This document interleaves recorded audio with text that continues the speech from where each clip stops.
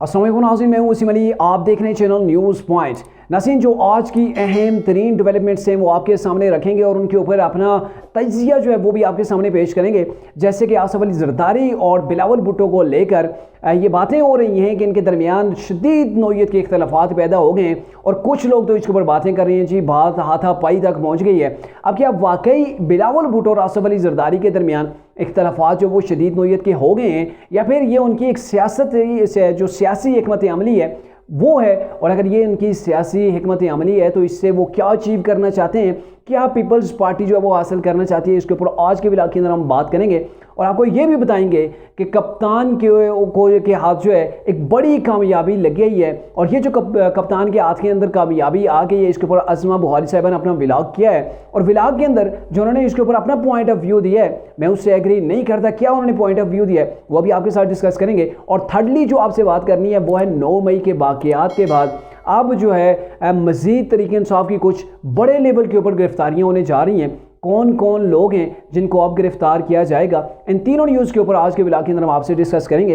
होगी आपसे गुजारिश कि अगर आपने अभी तक हमारे चैनल न्यूज़ पॉइंट को सब्सक्राइब नहीं किया तो काइंडली हमारे चैनल को सब्सक्राइब कर लीजिए और बेल आइकन को प्रेस करना मत भूलिएगा। नाज़रीन, सबसे पहले बात कर लेते हैं जी आसिफ अली जरदारी की। चूंकि पिछले 2-3 रोज़ से पहले जो है वो बिलावल भुट्टो ने आके स्टेटमेंट दी। वो स्टेटमेंट क्या दी? उन्होंने इस्टेब्लिशमेंट को आंखें दिखाने की कोशिश की, इलेक्शन कमीशन को ये कहा कि आप अपनी औकात के अंदर रहें, एक मैसेज के ज़रिए से। और फिर उसके ऊपर आसिफ अली जरदारी बोले, उन्होंने बोला जी इलेक्शन कमीशन जो कर रहा है बिल्कुल ठीक कर रहा है, जो अलका बंदियाँ हैं वो हो जाएंगी, उसी के मुताबिक जो है वो होने चाहिए इलेक्शन। और थर्डली उन्होंने ये बात की कि अभी पाकिस्तान के अंदर जो मुआशी हालात हैं वो अच्छे नहीं हैं। जब मुआशी हालात बेहतर हो जाएंगे तो उसके बाद जाके इलेक्शन जो है वो होने चाहिए। तो फिर आगे से रिप्लाइड आता है जी बिलावल भुट्टो की जानिब से, और बिलावल भुट्टो ये कहते हैं कि मेरे वालिद हैं, वो घर के अंदर जो हुक्म करेंगे उसकी तामीर होगी।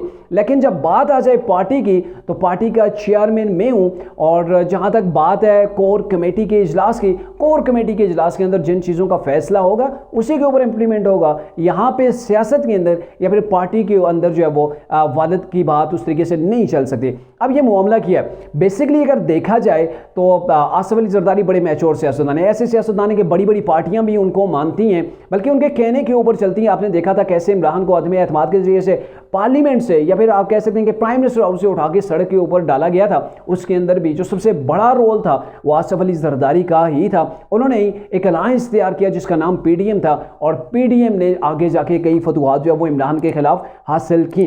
अब आप क्या समझते हैं कि पीपल्स पार्टी या फिर आसिफ अली जरदारी इतने मैच्योर हैं कि वो घरेलू मामलात को लेकर मीडिया के ऊपर डिस्कस करेंगे? ऐसा हरगिज़ नहीं है।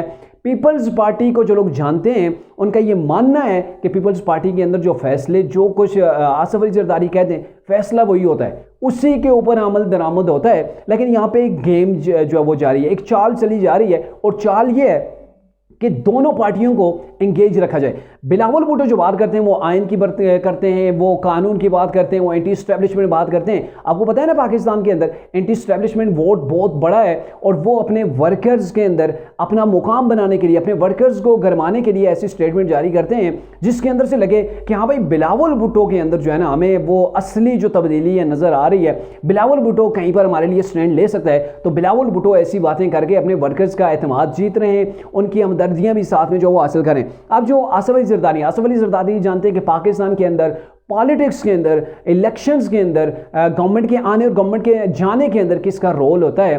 तो अब वो वही बात आसिफ अली जरदारी ने की है कि जब पाकिस्तान की मैशत बेहतर होगी तभी इलेक्शन होंगे। और ये मानना है जी हमारी मौजूदा इस्टेब्लिशमेंट का भी, PDM की गवर्नमेंट का भी यही मानना था जो साबका गवर्नमेंट थी। तो ये सारे लोग एक पेज के ऊपर मौजूद थे, और मेरे ख्याल में पीपल्स पार्टी कभी नहीं चाहेगी कि वो जो मौजूदा इस्टेब्लिशमेंट है उसको नाराज़ करे या फिर उसके एंटी जाए, क्योंकि अगर अभी कोई गवर्नमेंट बन भी जाती है तो ऐसे हालात के अंदर वो कैरी नहीं कर पाएगी। मुल्की हालात ऐसे हैं। तो ये आप समझ सकते हैं ये गुड कॉप और बैड कॉप वाली जो है वो थ्योरी इस्तेमाल की जा रही है कि जो वालिद है वो इंगेज कर रहा है इस्टेब्लिशमेंट को, वो बड़ी जमातों को साथ लेके चलना चाहता है। बिलावल भुट्टो अपने वर्कर्स का एतमाद जीतना चाहते हैं, और यूँ इनकी एक स्ट्रेटजी को लेके आगे चल रहे हैं। किसी किस्म के कोई ऐसे इख्तलाफात पीपल्स पार्टी के अंदर अब तक मौजूद नहीं है। ये पाकिस्तान, यहाँ पे सिनेरियो जो है वो चेंज हो सकता है, यहाँ पे चंद घंटों के अंदर हालात बदल सकते हैं, लेकिन पीपल्स पार्टी के अंदर फिलहाल ऐसी कोई चीज़ मौजूद नहीं है। अब अगर बात करें जी, जो कप्तान के हाथ के अंदर एक बड़ी कामयाबी लगी है, और मैं इसको बड़ी कामयाबी कहूँगा कि गिलगित बल्तिस्तान के अंदर जो इनके वज़ीर आला थे वो नाअहल हुए थे, तो उनकी नाअहली के बाद, खालिद खुर्शीद की नाअहली के बाद वहाँ पे जो सीट खाली थी उसके ऊपर इलेक्शन हुआ। उस इलेक्शन के अंदर मुस्लिम नून अलग से खड़ी हुई थी, पीडीएम वहाँ पे मौजूद नहीं थी, पीपल्स पार्टी ने अपना कैंडिडेट उतारा हुआ था, और वहाँ पे तहरीक इंसाफ ने आराम से वो सीट जीत ली। आराम से मुराद है इतने भी आराम से नहीं जीते, लेकिन 1000 के लगभग वोट जो है वो उसकी बर्दरी से जीते हैं।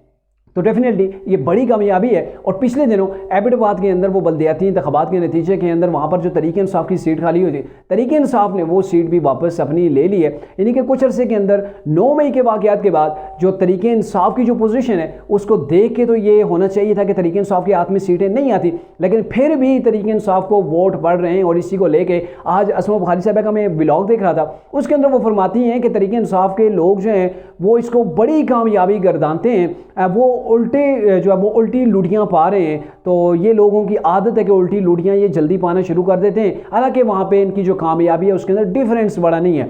पीपल्स पार्टी और नून लीग अगर मिल के इलेक्शन लड़ते तो आराम से जीत सकते थे कि यहाँ पे बात नहीं है। यहाँ पे जो जीतना था वो जीत चुके हैं। जो रियलिटी है उससे हमें एक्सेप्ट करना पड़ेगा, हम रियलिटी से कभी भाग नहीं सकते।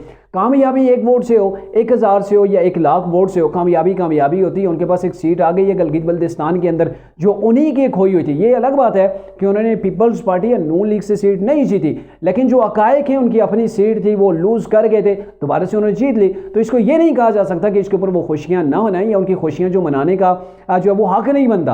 हक बिल्कुल बनता है, क्योंकि तहरीक इंसाफ के खिलाफ काफ़ी टाइट हालात थे, और इन हालात के अंदर का तहरीक इंसाफ कहीं पर अपनी जो वो खोया हुआ मुकाम हासिल करने की कोशिश करती है, अपनी खोई हुई सीट जो वो वापस ले लेती है, तो डेफिनेटली उस कप्तान के हक के अंदर एक बड़ी जो है वो ये कामयाबी गर्दानी जा सकती है। अब अगर बात की जाए 9 मई के वाक़यात की, तो आपको पता है उस्मान डार गुज़िश्ता रोज़ जो है वो गिरफ्तार हो चुके हैं। काफ़ी उन्होंने छुपन छुपाई का गेम जो है वो खेली, लेकिन फिर भी इदारों से कहा जाता है ना वो कानून के हाथ लंबे होते हैं। जब कानून काम करना चाहे तब उसके हाथ लंबे होते हैं, लेकिन जब कानून खुद ही जो है वो खिसियानी बिल्ली बन के वो साइड पे जाके खंबा नोचे तो वो अलग बात होती है। लेकिन यहाँ पे कानून ने वो कर दिखाया, उन्होंने गिरफ्तार कर दिखाया उस्मान डार को, जो काफ़ी टाइम से रिपोर्ट किए हुए थे। और ये वन एंड ओनली पर्सन नहीं है जो आज तक घूमे। आप मुराद सईद को देख लें, वो अभी तक जो है वो सामने नहीं आए हैं। और इसके अलावा जो इनके एक दो और लोग भी हैं, वो भी ऐसे ही जो है वो गुम किए हुए हैं। लेकिन आपको ये बताएं कि आने वाले दिनों के अंदर इमरान खान जो कि अभी गिरफ्तार 2 केसों के अंदर गिरफ्तार हुए थे, अब जो तीसरा केस है इसके अंदर भी गिरफ्तारी डलने जा रही है। और ये गिरफ्तारी मुमकिना तौर पर हो सकती है 9 मई के वाक़यात के अंदर, यानी कि आने वाले चंद दिनों के अंदर मुमकिना तौर पर, यानी कन्फर्म न्यूज़ नहीं है लेकिन मुमकिना तौर पर कप्तान की भी गिरफ्तारी डाली जा सकती है 9 मई के वाक़यात के अंदर। और जो तहरीक इंसाफ के रहनुमा अहमद अजहर, उनकी भी गिरफ्तारी जो मुतवक्के है वो भी अभी तक नहीं मिले, मुराद से छुपा हुआ है। लेकिन इन लोगों को भी निकालने के लिए, चाहे पाकिस्तान के अंदर है पाकिस्तान से बाहर हैं, इदारों ने काफ़ी जो है वो काम कर लिया, होमवर्क हो चुका है। और मेरे ख्याल में जो खबरें आ रही हैं, सुना जा रहा है कि वो इन लोगों के काफ़ी करीब पहुंच चुके हैं। यानी कि तहरीक इंसाफ की बच्ची कुची क़यादत भी अब जेलों के अंदर जाएगी। और सिर्फ क़यादत ही नहीं बल्कि जो टॉप की क़यादत है यानी कि इमरान खान, वो भी इस केस के अंदर बहुत जल्द जो वो गिरफ्तार हो चुके हैं। क्योंकि आपको पता होना चाहिए कि आर्मी चीफ ने, DGISPR ने, DGISI ने और जितने भी इनके जो है वो अहम ऑफिशियल्स हैं, उन सब ने क्या स्टेटमेंट जारी की थी 9 मई के वाक़या के ऊपर कि किसी तौर पर भी उन मुजरमों को बिल्कुल नहीं बख्शा जाएगा, बिल्कुल नहीं छोड़ा जाएगा जो इसके मास्टरमाइंड हैं, जिन्होंने ये काम किया, जिन्होंने फ़ौज के ऊपर जो खिलाफ जो बगावत की, फ़ौज की तनसीबात के ऊपर हमला किया। और चुन चुन के इन लोगों ने, इसमें कोई शक नहीं है, कोई दो राय नहीं पाई जाती कि इन लोगों ने चुन चुन कर और एक वाक़े को, इमरान की गिरफ्तारी को बुनियाद बनाकर इन्होंने फ़ौज के ऊपर जो एक किस्म से हमला किया है। और फ़ौज कभी नहीं चाहेगी कि जो मुल्ज़िम है, जो मरकज़ी जो है मुल्ज़िम है, उनको बख्शा जाए। और आप देखेंगे कि मज़ीद भी तहरीक इंसाफ की जो लीडरशिप अभी बाहर भी है, जैसे इनके वो मियाँ असलम इकबाल हैं पंजाब से जिनका तल्लुक़ है, बड़े अहम रहनुमाएं, वो भी अभी तक जो है वो छुपे हुए हैं। तो इन लोगों की गिरफ्तारी के लिए भी कोशिशें की जा रही हैं और जल्दी मुमकिन तौर पर ये इदारों के हाथ भी आ जाएंगे।